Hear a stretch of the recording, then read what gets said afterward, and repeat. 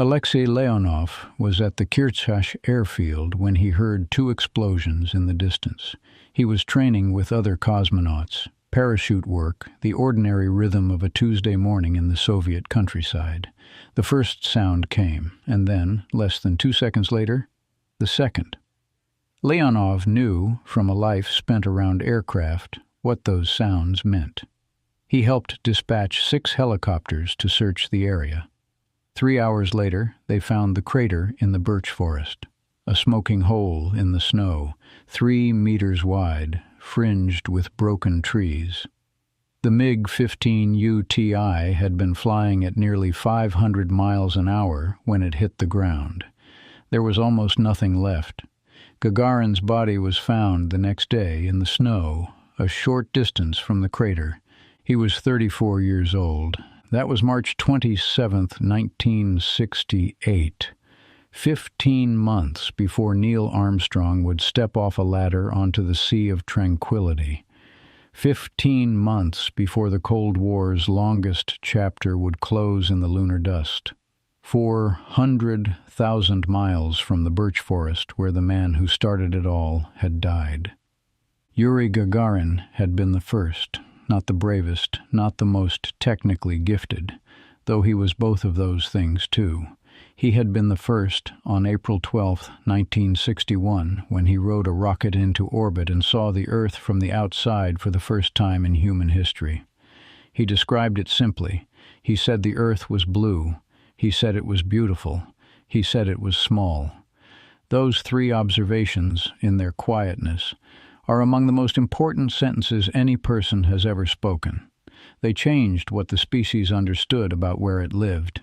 His death in a snow-covered field in a training aircraft on a routine Tuesday morning was wrapped in Soviet secrecy for decades. The official investigation produced 29 volumes. Not one of them was ever published in full. The cause of the crash was described officially as a response to a change in the situation in the air. That was the whole account. No details, no accountability, no names. The first human to leave the Earth had died, and his country could not tell the truth about how. For 45 years, the families of those involved did not fully know. It was only in 2013 that Leonov, who had served on the investigation commission, who had heard the 2 booms himself, spoke publicly about what the declassified documents confirmed.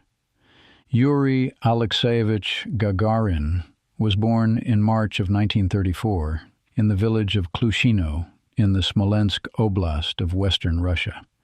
His father was a carpenter on a collective farm. His mother worked in a dairy.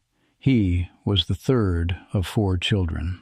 When the war came and the Germans occupied Klushino, the family was forced from their home. Gagarin later said a German officer moved into their house and made his father work for him. He was 7 years old. He spent the occupation watching German aircraft and wondering what it would be like to fly one. When the war ended, he went to a foundry in Lubirtsy and worked as a steel worker at 16. He studied at night. He applied to a flying club. He took his first flight in a Yak-18 trainer and said later that from that moment he had not wanted to do anything else.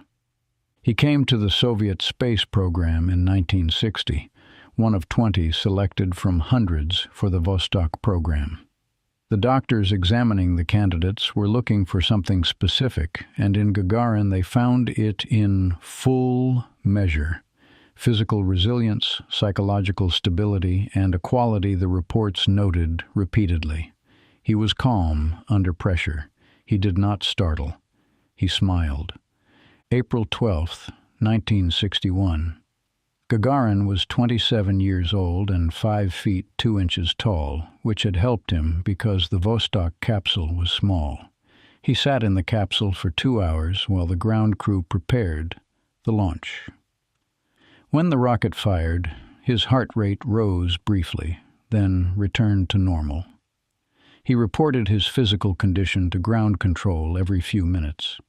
He completed one orbit of the Earth in 108 minutes, at an altitude ranging between 188 and 327 kilometers.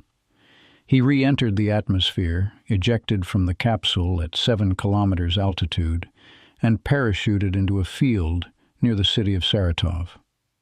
A farmer and her granddaughter found him standing in the field. He told them not to be afraid. He said he was a Soviet citizen and had just come from space.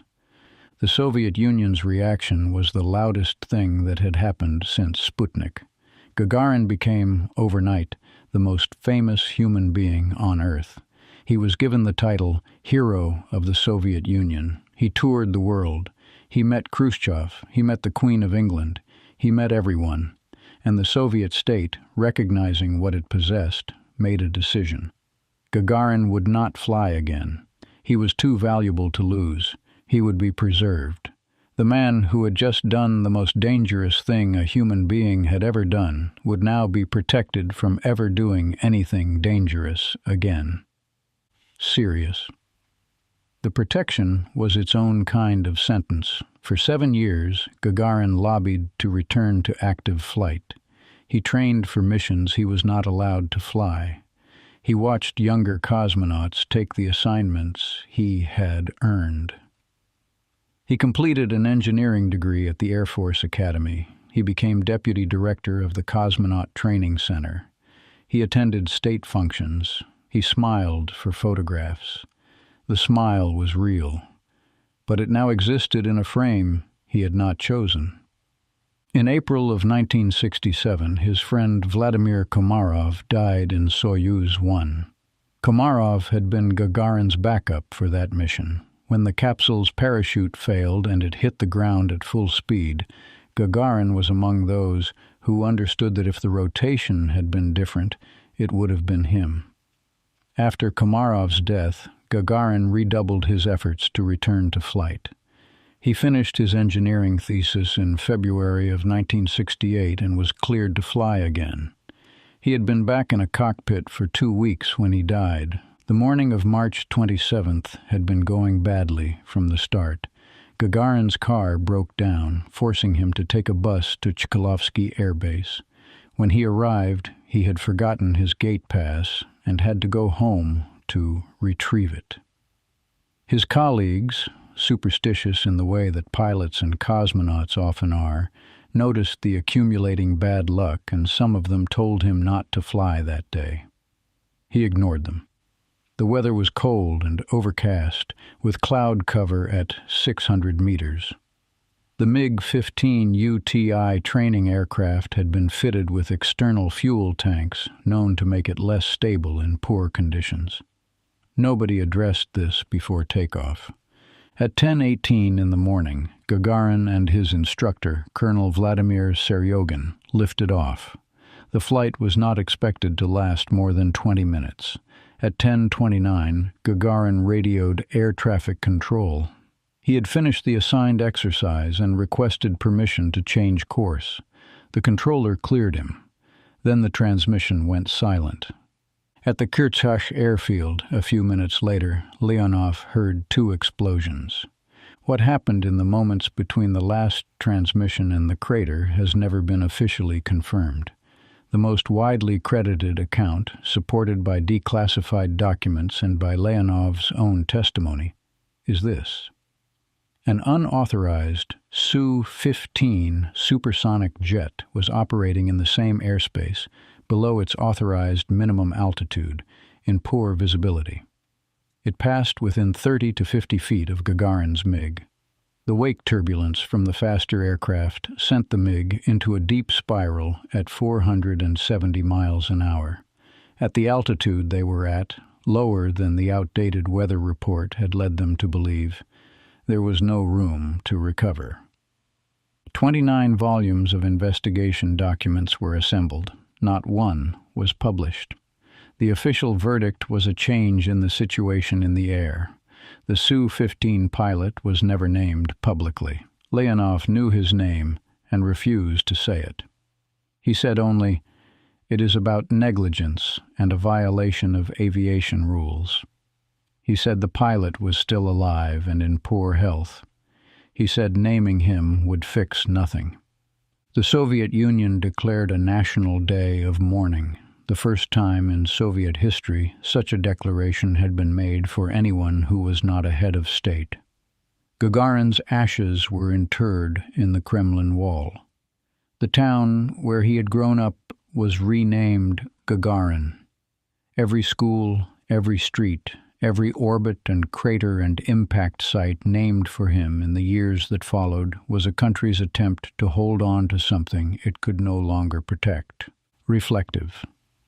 15 months later, on July 20th, 1969, Neil Armstrong guided the Eagle to the surface of the Moon. Before he and Buzz Aldrin lifted off from the Sea of Tranquility, they placed several items in the lunar dust. Things carried from Earth that would remain behind. Among them was a commemorative satchel containing medals honoring those who had died in the pursuit of space.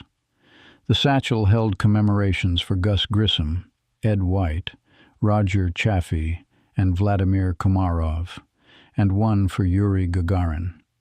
Armstrong left it in the dust. He made no speech about it. He described it afterward, briefly, as a way of honoring those who had contributed to the exploration of space. That was the whole account. The two men, the one who opened the door and the one who walked through it, had never met in person. They had spent most of their working lives on opposite sides of the race, but they were, at bottom, the same kind of person.